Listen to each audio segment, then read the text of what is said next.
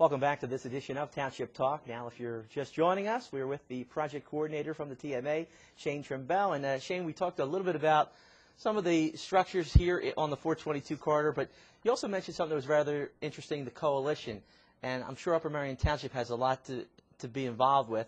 Can you expand upon that at all? Certainly. As part of the TMA, we operate or manage 4 coalitions in our region.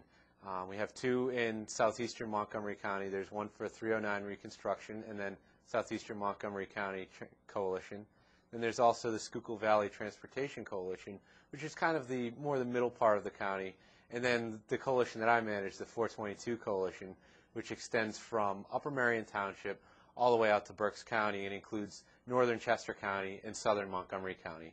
So you're going all the way up right into Reading, or just before Reading, where the 476 meets? No, the coalition, we stop at Berks County line, so just west of Pottstown. Okay.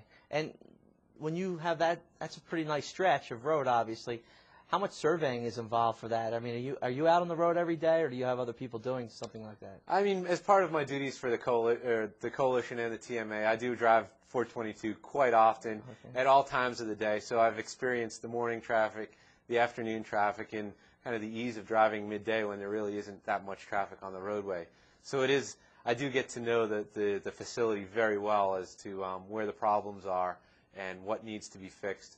But really the coalition is more than just that one roadway. Okay, yeah, because when I think of 422, I always think about the curve and the bridge that's right over, I guess, what is that, right over the Schuylkill at that point. There seems to always be congestion there, especially during rush hour. Correct. Any plans to alleviate that one day? Well, that's what the construction project that you're seeing right now on there is, to alleviate the morning and evening congestion. And that's why I mentioned earlier the widening of the westbound lane to include a third westbound lane. That will alleviate the afternoon traffic.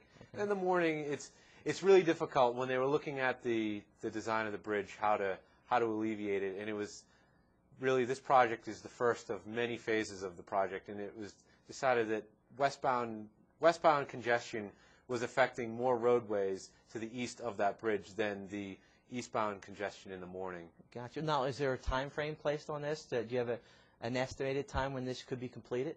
Well, the project that's underway right now should be completed by the end of the year. Okay, so that's got to be somewhat exciting for you, especially. Yes. However, it's not the end of construction on 422, and that's really what the coalition works for and does. It's like I had mentioned, it's an open forum for the municipalities along the corridor to come together, and we meet every other month, and really we discuss pertinent transportation issues that are facing the corridor. And it includes 422, but it also includes the parallel roads, Ridge Pike to the north, and then you have 724 and Route 23 to the south.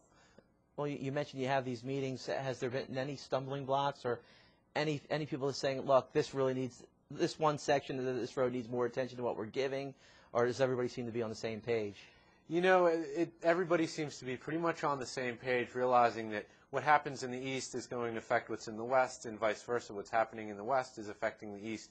So really, it's a symbiotic relationship that's going on with all these municipalities, realizing that you can't be closed-minded and think only about your township, but you have to think outside of the boundary of your township and really look at what's going on here is going to affect our neighbors. And that's the idea of the coalition, to bring them together so that we can solve these issues as one unit versus individuals trying to create a solution.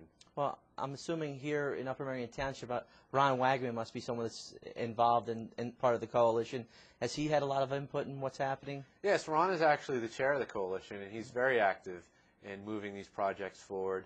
And then Joe Dunbar, who is the manager of Lower Providence, is the vice chair. So they're very active with the coalition, but all of the municipalities along the corridor are very active, and the meetings are very well attended, and we have not just the municipalities attending, but we have the representatives from the Delaware Valley Regional Planning Commission, who are the planning agency for our region. PennDOT is very active in the coalition, and they come out and keep us on top of what's going on and where the projects are and the status of projects.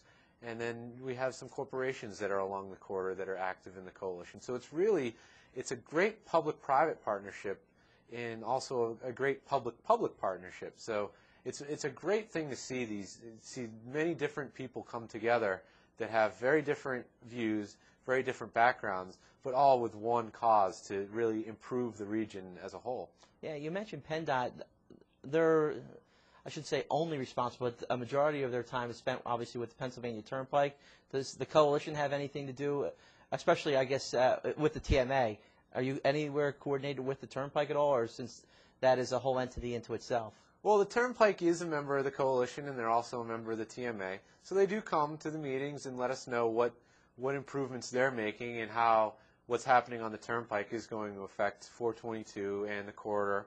Because there are effects. I mean, there is an exit here in King of Prussia, and that's a lot of people are getting on and getting off. And where are they getting on and getting off to? But 422 is one of the major roads. So the traffic that's on the highway, on the Turnpike, is certainly coming through the corridor.